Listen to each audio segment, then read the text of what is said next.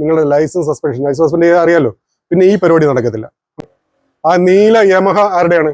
Black list ചെയ്തേക്കുന്ന വണ്ടിയാണ്, അറിയാമോ? ഇദ്ദേഹത്തിന്റെ വീട്ടിൽ കാത്തിരിക്കുന്ന ഒരു കുഞ്ഞുണ്ട്. നിങ്ങൾ വീണുപോയാലോ?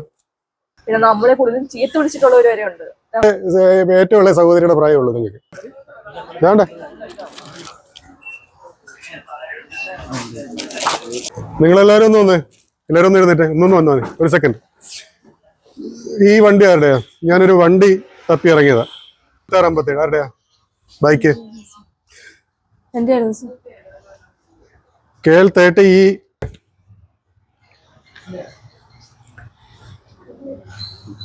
ആരുടെ? നിങ്ങളുടെയാണോ? ഇവിടെ ഇരിക്കുന്ന വണ്ടി ആരുടെ? അതെ, ഞങ്ങൾ ഇന്നലെ ചെക്കിങ്ങിന് നിൽക്കുമ്പോൾ, ഞങ്ങൾ മാവേലിക്കര ചെക്കിങ്ങിന് നിൽക്കുമ്പോൾ നിങ്ങൾ വളരെ വേഗത്തിൽ, വളരെ റാഷായിട്ട്, വളരെ വേഗത്തിൽ നിങ്ങൾ വണ്ടി ഓടിച്ചുകൊണ്ട് പോകുന്നുണ്ട്. ഞങ്ങൾ എന്നിട്ട് കുറച്ച് നേരം നിങ്ങളെ വാച്ച് ചെയ്തു. നിങ്ങളൊരു 500 മീറ്റർ അപ്പുറത്ത് ഒരു ഡെലിവറി കൊടുത്തിട്ട് അതേ വേഗതയിൽ വണ്ടി യു ടേൺ എടുത്ത് അതേ വേഗതയിൽ നിങ്ങൾ തിരിച്ചു പോയി. നിങ്ങൾ വളരെ വേഗതയിലും വളരെ റാഷായിട്ടുമാണ് നിങ്ങൾ വണ്ടി ഓടിച്ചത്. എനിക്കൊരു ഡെലിവറി കൊടുക്കാനുണ്ടായിരുന്നു സാർ. അപ്പൊ കസ്റ്റമർ നമ്മളെ വിളിച്ച് കുറെ നേരം ശല്യം ചെയ്തപ്പോൾ ആ ഒരു വേഗതയിൽ ഓടിപ്പോയി. ഞാൻ സാറിനെ കണ്ടില്ല. തിരിച്ചു വരുന്ന വേഗതയും അതിവേഗതയിലായിരുന്നു. അതാ ഞാൻ ചോദിച്ചത്. നിങ്ങൾ അങ്ങോട്ട് പോയി, ഓക്കെ, കസ്റ്റമർ നിങ്ങളെ വിളിച്ച് ശല്യപ്പെടുത്തി, നിങ്ങൾ അതിവേഗതയിൽ അങ്ങോട്ട് പോയി, അതിവേഗതയിൽ നിങ്ങൾ ഡെലിവറി കൊടുത്ത് നിങ്ങൾ തിരിച്ചു വരുന്ന കഴിയുമ്പോഴും അതേ വേഗതയിലാണ് നിങ്ങൾ തിരിച്ചു വരുന്നത്. നിങ്ങൾക്ക് എത്ര മിനിറ്റാണ് നിങ്ങൾ അനുവദിക്കുന്നത് ഒരു ഡെലിവറി കൊടുക്കാനായിട്ട്? എത്ര സമയം എടുക്കും? ഇവിടുന്ന് നിങ്ങൾ ഡെലിവറി എടുത്തു, ഈ സാധനം നിങ്ങൾ എടുത്തു, നിങ്ങൾ എത്ര സമയം കൊണ്ടായിരിക്കും നിങ്ങൾ അവിടെ കൊണ്ട് കൊടുക്കുന്നത്? അല്ല, ഞാൻ ചോദിച്ചത് ടൈം ലിമിറ്റ് ഉണ്ടോ? നിങ്ങൾക്ക് അവിടെ എത്തിക്കാനുള്ള ടൈം ലിമിറ്റ് ഉണ്ടോ എന്ന് ചോദിച്ചത്. 10 മിനിറ്റ് എടുക്കാറില്ല. നിങ്ങൾക്ക് അങ്ങനെ റെസ്ട്രിക്ഷൻ ഉണ്ടോ? 10 മിനിറ്റിനകം നിങ്ങൾ ഡെലിവറി കൊടുക്കണമെന്ന് നിങ്ങൾക്ക് റെസ്ട്രിക്ഷൻ വല്ലതും ഉണ്ടോ? നിങ്ങൾ പെതുക്കെ കൊണ്ട് കൊടുത്താൽ മതി. അപ്പൊ പിന്നെ പെതുക്കെ കൊണ്ട് കൊടുത്താൽ പോരെ? കസ്റ്റമേഴ്സ് ആണെന്നുണ്ടെങ്കിൽ പോലും നമ്മളെ കൂടുതൽ ഈ സമയത്ത് നമ്മളിവിടെ വിളിച്ചിട്ടായിരിക്കും ഇറങ്ങുന്നത്. വിളിച്ചിട്ട് ഇറങ്ങുമ്പോൾ അവർ ചോദിക്കുന്ന ഒരു സമയമുണ്ട്. നമ്മൾ ആ ഒരു ടൈമിൽ എത്തിച്ചിട്ടുണ്ടെങ്കിൽ ഭയങ്കര റാഷായിട്ടായിരിക്കും അവർ നമ്മളോട് സംസാരിക്കുന്നത്. പിന്നെ നമ്മളെ കൂടുതലും ചീത്ത വിളിച്ചിട്ടുള്ളവർ വരെ ഉണ്ട്. നമുക്ക് ഇത്ര നേരം വെയിറ്റ് ചെയ്യാൻ പറ്റൂല, നിങ്ങൾ പറഞ്ഞ ടൈമിൽ എന്താ വരാൻ, നമ്മളോട് ഒരുപാട് ചൂടായിട്ടുള്ളൂ. ഇതേപോലെ ഈ നമ്മൾ ഡെലിവറി കൊണ്ടുവരുന്ന സമയത്ത് നമ്മള് ഫോൺ വിളിക്കുമ്പോൾ ഇവര് ചിലപ്പോൾ എടുക്കാൻ അവർക്ക് പറ്റാത്ത സാഹചര്യത്തിലായി. പക്ഷെ അവര് നമ്മള് ഫോൺ ഏതെങ്കിലും ഒരു സമയത്ത് നമ്മുടെ മിസ് കോൾ കണ്ടിട്ട് അവർ തിരിച്ചു വിളിക്കുമ്പോഴത്തേക്ക് ഞങ്ങൾ എൻ്റെ അടുത്ത് പാ നിൽക്കുക, നിങ്ങൾ ഇപ്പോൾ വന്നാൽ ഞങ്ങൾ ഡെലിവറി എടുത്തോളാം, ഇല്ലെങ്കിൽ ഞങ്ങൾ തിരിച്ചു കൊണ്ടുപോയിക്കും, ഇങ്ങനെയൊക്കെയുള്ള രീതിയിൽ നമ്മുടെ അടുക്കൽ സംസാരിക്കാറുണ്ട്. അപ്പൊ അങ്ങനെ വരുമ്പോൾ നമ്മളത് ചിലപ്പോൾ ശാലം അവർ പോകുന്നതിന് മുമ്പ് അവർക്ക് ബുദ്ധിമുട്ടുണ്ടാകാതിരിക്കാൻ വേണ്ടി എത്തിക്കുക എന്നുള്ള ഒരു ലക്ഷ്യത്തോട് കൂടിയിട്ടായിരിക്കും ചിലപ്പോൾ ശാലം നമ്മൾ. ശരി, അത് ഞാൻ അംഗീകരിക്കുന്നു. നമുക്ക് ഇതിനകത്തുനിന്ന് ഇത്ര ഡെലിവറി കൊടുത്തു കഴിഞ്ഞാൽ നമുക്കൊരു ഒരാഴ്ചത്തേക്ക് ഒരു മുതൽക്കൂട്ട് കിട്ടുന്നുള്ളൂ. നമ്മൾ അത് ഓർത്തിട്ടാണ് ഈ ഓടുന്നത് ഫുള്ളും. അവർക്ക് ഒരു ഫീസ് കൊടുക്കുമ്പോൾ നമുക്ക് ഇത്ര കുറവ്. എത്ര വയസ്സുണ്ട് കുഞ്ഞിന്? എന്റെ മോക്ക് 5 വയസ്സ്. എത്ര പഠിക്കുന്നു? 1ാം ക്ലാസ്, യുകെജിയിലായിരുന്നു. നിങ്ങൾക്കോ? എനിക്ക് 2 മക്കൾ, ഒരു മോള് ഒരു മോനും. മോള് +2 പഠിക്കുന്നു, മോൻ 8ാം ക്ലാസ്. അവരുടെ വിദ്യാഭ്യാസം, വീട്ടിലെ ചെലവെല്ലാം നിങ്ങൾ ഒറ്റ ഈ ഒരു വരുമാനം കൊണ്ടാണ് അല്ലേ? അത് നടന്നു. അത് നിങ്ങൾ പക്ഷെ റാഷായിട്ട് വണ്ടി ഓടിക്കുന്നത് തെറ്റാണ്. അത് നിങ്ങൾക്ക് അറിയാമോ? നിങ്ങൾ ഇത്രയും റാഷായിട്ട് റോഡിൽ കൂടെ വണ്ടി ഓടിക്കുന്നത് തെറ്റാണെന്ന് നിങ്ങൾക്ക് അറിയാമോ? അതെന്താ കാര്യം? തെറ്റാണെന്ന് പറയാൻ കാര്യം എന്താണെന്നറിയോ? നിങ്ങളുടെ ജീവൻ മാത്രമല്ല, ഇപ്പൊ നിങ്ങളുടെ വീട്ടിൽ കാത്തിരിക്കുന്ന ഭാര്യയും 2 കുഞ്ഞുങ്ങളുണ്ട്. ഇദ്ദേഹത്തിന്റെ വീട്ടിൽ കാത്തിരിക്കുന്ന ഒരു കുഞ്ഞുണ്ട്. നിങ്ങൾ വീണുപോയാലോ? ഈ ഡെലിവറി സമയത്തിന് കൊണ്ട് കൊടുത്തു, നിങ്ങൾ അവിടെ ചെന്നു, നിങ്ങൾ സമയത്തിന് കൊണ്ട് കൊടുത്തു, അയാൾ ഹാപ്പിയായി, നിങ്ങൾ ഹാപ്പിയായി, മാനേജർ ഹാപ്പിയായി. നിങ്ങൾ വീണുപോയാൽ ആരായിരിക്കും ഹാപ്പിയാവുന്നത്? ആർക്കെങ്കിലും ഹാപ്പി ഉണ്ടോ? ആർക്കെങ്കിലും സാഡ്നെസ് ഉണ്ടോ? ആരെങ്കിലും ബുദ്ധിമുട്ടും ആരാണ്?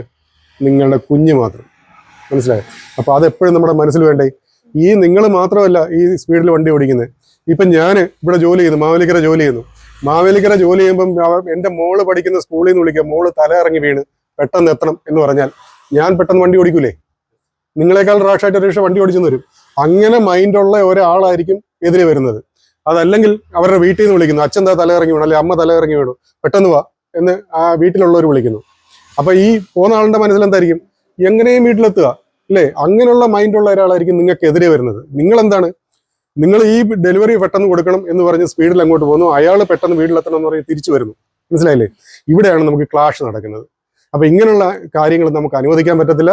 ഞങ്ങൾ മോട്ടോർ വാഹന വകുപ്പ് ഇതിനെതിരെ നടപടിയെടുക്കും. നിങ്ങൾക്ക് ഇനി നിങ്ങളെ കണ്ടാൽ തീർച്ചയായും നിങ്ങളുടെ ലൈസൻസ് സസ്പെൻഡ് ചെയ്യാൻ അറിയാലോ.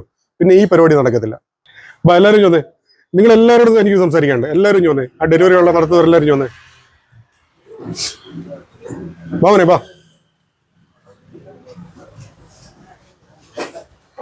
കുനിഞ്ഞു നിൽക്കുന്ന സഹോദര വരൂ. പറയാനുണ്ട്. മാനേജർ ആരാ? നിങ്ങളല്ലേ മാനേജർ? എനിക്ക് നിങ്ങളോടും പറയാനുണ്ട്. ഇത് ഇവർ ഈ ഡെലിവറി നടത്തുന്നത്, ഇവരിപ്പോൾ രണ്ടുപേരുടെ അനുഭവങ്ങൾ നമ്മൾ കണ്ടു. അതേ സെയിം അനുഭവങ്ങളായിരിക്കും നിങ്ങളുടെ ജീവിതത്തിലും ഉണ്ടാകുന്നത്. എൻ്റെ ജീവിതത്തിലും അതേ പ്രശ്നങ്ങളുണ്ട്. ഇന്ന് എല്ലാവരുടെയും ഈ റോഡിൽ പോകുന്ന എല്ലാവരുടെയും ജീവിതത്തിലും അങ്ങനെ ഓരോരോ പ്രശ്നങ്ങളുണ്ടാകും. അപ്പൊ ഇത് എന്ന് പറയുന്നത് നമുക്ക് വേണ്ടത് എന്താണ്? സുരക്ഷിതമായിട്ട് വണ്ടി ഓടിക്കുക എന്നുള്ളത്. അതിന് ഇങ്ങനെ റാഷായിട്ട് വണ്ടി ഓടിച്ച് ഡെലിവറി ചെയ്യേണ്ട ഒരു കാര്യമില്ല. ഏതെങ്കിലും ഒരു ക്ലയന്റ് അതിന്റെ പേരിൽ നിങ്ങൾക്ക് ഏതെങ്കിലും ബുദ്ധിമുട്ടുണ്ടാക്കി മാവേലിക്കര താലൂക്കിൽ എന്തെങ്കിലും ബുദ്ധിമുട്ട് നിങ്ങൾക്ക് ഉണ്ടാക്കുന്നുണ്ടെങ്കിൽ ഞങ്ങളുമായിട്ട് ബന്ധപ്പെടാം. അതിനുള്ള പരിഹാരം ഞങ്ങൾ അവരുടെ അടുത്ത് കാര്യം പറഞ്ഞ് മനസ്സിലാക്കിയൊക്കെ ചെയ്താൽ. ഇത് 10 മിനിറ്റ് ഡെലിവറി കൊടുക്കണം എന്നുള്ള സമ്പ്രദായം നിർത്തണമെന്ന് കേന്ദ്ര ഗവൺമെന്റ് നിർദ്ദേശമുണ്ട്. ഞാൻ ബഹുമാനപ്പെട്ട ഞങ്ങളുടെ ട്രാൻസ്പോർട്ട് കമ്മീഷൻ ഞങ്ങളോട് നിർദ്ദേശിച്ചിട്ടുണ്ട്. എല്ലായിടത്തും ഇങ്ങനെ 10 മിനിറ്റിൽ ഡെലിവറി കൊടുക്കുന്ന സംവിധാനം വേണ്ട. നിങ്ങൾ സാവധാനം എന്നല്ല, വളരെ പതുക്കെ കൊണ്ട് കൊടുക്കണമെന്നല്ല, അങ്ങനെയും വേണ്ട. നിങ്ങളുടെ സേഫ് സ്പീഡിൽ, നിങ്ങൾക്ക് പറ്റുന്ന സ്പീഡിൽ, ഒരു സ്പീഡെന്ന് പറഞ്ഞാൽ എങ്ങനെയാണ്? ഇപ്പം എനിക്ക് പറ്റുന്ന സ്പീഡായിരിക്കത്തില്ല സഹോദരിക്ക് പറ്റുന്നത്. ഒരു ബൈക്കിന്റെ മാക്സിമം സ്പീഡ് 50 കിലോമീറ്റർ ആണെന്ന് നിങ്ങൾക്കറിയാമോ? ഈ റോഡിൽ ഒരു ബൈക്ക് ഓടിക്കാവുന്ന പരമാവധി വേഗം എന്ന് പറയുന്നത് 50 കിലോമീറ്റർ. അതിൽ കൂടുതൽ വണ്ടി ഓടിക്കാൻ പാടില്ല, ബൈക്ക് ഓടിക്കാൻ പാടില്ല. മനസ്സിലായേ? ഇപ്പം ഞാൻ 50 കിലോമീറ്റർ വണ്ടി ഓടിക്കുന്നതല്ല, താങ്കൾ 50 കിലോമീറ്റർ വണ്ടി ഓടിക്കുന്നത്. അതേ സ്പീഡിൽ താങ്കൾക്ക് 50 ഓടിക്കാം. നിങ്ങൾക്ക് എന്നൊക്കെ ചെറുപ്പമാണ്, വളരെ ചെറുപ്പമാണ്. എൻ്റെ ഏറ്റവും ഇളയ സഹോദരിയുടെ പ്രായമുള്ളൂ നിങ്ങൾക്ക്. ഇനി നിങ്ങൾ അങ്ങനെ റാഷായിട്ട് ഓടിക്കരുത്. നിങ്ങൾക്ക് എന്തെങ്കിലും പ്രശ്നമുണ്ടെങ്കിൽ ഞങ്ങൾക്ക് ഞങ്ങളോട് പറയാം. ഞങ്ങൾ ആ ക്ലയന്റിനെ വേണമെങ്കിൽ വീട്ടിൽ ചെന്ന് കാണുകയും അത് ബോധ്യപ്പെടുത്തുകയും ചെയ്യാം. ഈ 10 മിനിറ്റിൽ ഡെലിവറി ചെയ്യണം എന്നുള്ള സംഭവം നിങ്ങൾ നിർത്തണം. ഓക്കെ, അത് വേണ്ട. ഞങ്ങളിപ്പോൾ ഇതിന്റെ മുമ്പ് ഇരുന്ന വണ്ടികളിലെല്ലാം ഒന്ന് പരിശോധിച്ചു, വെറുതെ ഒന്ന് പരിശോധിച്ചു, പിടിക്കാമെന്നല്ല, വെറുതെ ഒന്ന് പരിശോധിച്ചു. ഒരു വണ്ടിക്ക് ഇൻഷുറൻസ് ഇല്ല, ഒരു വണ്ടിക്ക് പൊല്യൂഷൻ സർട്ടിഫിക്കറ്റ് ഇല്ല, ഒരു വണ്ടി ബ്ലാക്ക് ലിസ്റ്റ് ചെയ്തേക്കുവാണ്. ആ നീല യമഹ ആരുടെയാണ്? നീല യമഹ വണ്ടി പുറത്തിരിക്കുന്നത്, അത് ബ്ലാക്ക് ലിസ്റ്റ് ചെയ്തേക്കുന്ന വണ്ടിയാണ്. അറിയാമോ ആർക്കെങ്കിലും? അത് ആരോ കേസെടുത്ത് കോടതിക്ക് വിട്ടു. കോടതി വിട്ടിട്ടൊന്നും മൈൻഡ് ചെയ്തിട്ടില്ല. അത് കോടതിയിൽ നിന്ന് JFM കോടതിക്ക് വിട്ടു, അതും മൈൻഡ് ചെയ്തിട്ടില്ല. അവസാനം RTOസിലേക്ക് ഇന്റിമേഷൻ കൊടുത്തു. ആ വണ്ടി ബ്ലാക്ക് ലിസ്റ്റ് ചെയ്തേക്കുക. ആ വണ്ടിയുടെ ഒരു ട്രാൻസാക്ഷനും നടക്കത്തില്ല. മനസ്സിലായി? ഒരു ആക്സിഡന്റ് ആയാൽ പോലും അതിന്റെ ട്രാൻസാക്ഷൻ നടക്കണമെങ്കിൽ ബ്ലാക്ക് ലിസ്റ്റ് മാറ്റിയാലേ പറ്റും. അപ്പൊ അങ്ങനെയുള്ള സംഭവങ്ങൾ നോക്കുക. നിങ്ങൾ വണ്ടി ഓടിക്കുന്ന വണ്ടികളുടെ ഇൻഷുറൻസ് നോക്കുക, പൊല്യൂഷൻ ഉണ്ടോ എന്ന് നോക്കുക, അതിന് ടാക്സ് നോക്കുക, അതിന് പേപ്പേഴ്സ് എല്ലാം കറണ്ട് ആണെന്ന് നോക്കുക, അതിന് ഫിറ്റ്നസ് സർട്ടിഫിക്കറ്റ് ഉണ്ടോ എന്ന് നോക്കുക. ഇതെല്ലാം ചെയ്തതിന് ശേഷമേ നിങ്ങൾ വണ്ടി ഓടിക്കാവൂ. നിങ്ങളുടെ വണ്ടി നിങ്ങൾ സ്വയം പരിശോധിക്കുക. ഞങ്ങളെ കൊണ്ട് പരിശോധിപ്പിക്കാൻ ഇടയാക്കരുത്. ഞങ്ങൾ പരിശോധിച്ചാൽ കേസ് എഴുതും. കേസ് എഴുതിയാൽ ഇൻഷുറൻസ് ഇല്ലാത്തതിന് 2000 രൂപ, പൊല്യൂഷൻ സർട്ടിഫിക്കറ്റ് ഇല്ലാത്തതിന് 2000 രൂപയാണ് ഫൈൻ. അത് നിങ്ങൾ എടുത്തുകൊണ്ട് കാണിക്കുമ്പം ആ ഫൈൻ കുറച്ച് തരും. പക്ഷെ നിങ്ങൾ പോയി എടുത്ത് RTO ഓഫീസിൽ കൊണ്ട് കാണിക്കേണ്ടി വരും. ഓക്കെ, തൽക്കാലം നമ്മൾ ഈ പരിശോധിച്ച വണ്ടികളല്ലേ, ഈ തൽക്കാലം ഈ വണ്ടികൾക്ക് നടപടി എടുക്കുന്നില്ല. നിങ്ങൾ അത് ശ്രദ്ധിക്കുക. നിങ്ങൾ ഇൻഷുറൻസ് ഇല്ലാത്ത വണ്ടി ഓടിക്കരുത്. നിങ്ങൾ ഇവിടെ തന്നെ വെച്ചേക്കുക. നിങ്ങൾ ഇൻഷുറൻസ് ഉള്ള വണ്ടി ഉപയോഗിക്കുക. അല്ലെങ്കിൽ ഇൻഷുറൻസ് ഇപ്പോൾ ഓൺലൈനിൽ എടുക്കാം, വളരെ എളുപ്പമാണ് ഓൺലൈൻ എടുക്കുന്നത്. മനസ്സിലായി? നമ്മൾ ഈ ഓൺലൈൻ ആപ്പുകളില്ലേ, പിന്നെ അതോടെ വളരെ ഈസി ആയിട്ട് ഇൻഷുറൻസ് എടുക്കാം. 1 മിനിറ്റ് 10 സെക്കൻഡ് കൊണ്ടൊക്കെ ഇൻഷുറൻസ് ക്ലിയർ ആയി വരും. അപ്പോൾ അത് ഇൻഷുറൻസ് എടുക്കുക. ഇൻഷുറൻസ് എടുത്തിട്ട് വണ്ടി ഓടിച്ചോളൂ കേട്ടോ.